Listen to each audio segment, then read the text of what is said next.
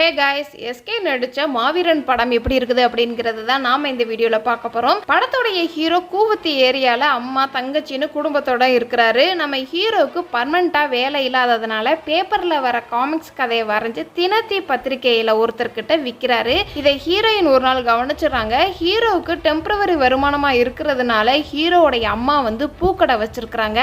ஒரு சில சம்பவங்கள்லாம் நடந்து அதிதி நம்ம ஹீரோவுக்கு பர்மனெண்ட் ஜாப்பை வாங்கி கொடுத்துட்றாங்க. இதெல்லாம் ஒரு பக்கம் இருந்தாலும் அரசியல்வாதிகள் கூவத்தில் இருக்கிற மக்களை அபார்ட்மெண்ட்டுக்கு மாத்திடுறாங்க. பில்டிங்ல ஒரு சில பிரச்சனைகள் இருக்குது. இதுக்கெல்லாம் காரணம் மிஸ்கின் தானே நம்ம ஹீரோ ஒரு கட்டத்தில் தெரிஞ்சாலும் அவரை ஒண்ணுமே பண்ண முடியாத ஒரு அப்பாவியா இருக்கிறாரு நம்ம ஹீரோ. இதெல்லாம் ஒரு பக்கம் இருந்தாலுமே சிவகார்த்திகேயனுக்கு ஒரு வாய்ஸ் கேட்டுக்கிட்டே இருக்குது. நம்ம ஹீரோ பில்டிங்ல இருக்கிற பிரச்சனையை சரி பண்ணாரா, நம்ம ஹீரோவுக்கு கேட்குற குரல் யாருடையது, அந்த குரல் மூலமா ஹீரோவுக்கு என்ன நடந்துச்சு, நம்ம ஹீரோ வில்லனை எப்படி சமாளிச்சாரு, எஸ்கே ஹீரோயினை கல்யாணம் பண்ணாங்களா அப்படிங்கிறது தான் இந்த படத்தோடைய மீதி கதை. எஸ்கே இந்த படத்துல கவுண்டர் அடிக்கிறது, பாடி லாங்குவேஜை அவாய்ட் பண்ணி தடுமாற்றம், பயம், நடுக்கம்னு புது சிவகார்த்திகேயனா இந்த படத்துல பார்க்க முடியுது. குரல் உண்டாக்கும் குழப்பத்தில் வரும் ஃபேஸ் ரியாக்ஷன், ஹீரோயிசமாக மாறும்போது வரும் ரியாக்ஷன் எல்லா சீன்லையுமே ஸ்கோர் பண்ணியிருக்கிறாரு சிவகார்த்திகேயன்.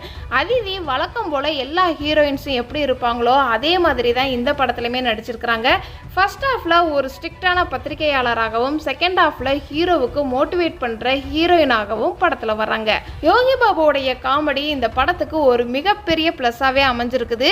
அவருடைய இன்ட்ரோ சீன்லேருந்து ஆரம்பித்து ஹிந்தியில் சைன் போடுற சீனு, எனக்கும் இன்னொரு வாய்ஸ் கேட்குதுன்னு சொல்கிற காமெடின்னு ரொம்ப நாள் கழிச்சு யோகி பாபுவோடைய காமெடி ஆடியன்ஸை கைத்தட்ட வச்சிருக்குது. அமைச்சராக மிஸ்கின் வராரு. அவர் கண்களை உருட்டி மிரட்டி கொஞ்சம் ஓவர் ஆக்டிங்காக நடிச்சிருந்தாலுமே இந்த மாதிரி எத்தனையோ அரசியல்வாதி கதாபாத்திரங்களை பார்த்துட்டோம். அதே மாதிரி இந்த படத்தில் ஏதாவது புதுசாக இவர் செய்வாரா அப்படின்னு பார்த்தா ஆடியன்ஸுக்கு ஏமாற்றம் தான் தந்திருக்குது. எஸ்கேவோட அம்மாவா சரிதா வராங்க. சென்டிமெண்ட் காட்சிகளை அங்கங்கே இருக்குது. இவங்களுக்காகவே எழுதப்பட்ட சீனா இருக்குது.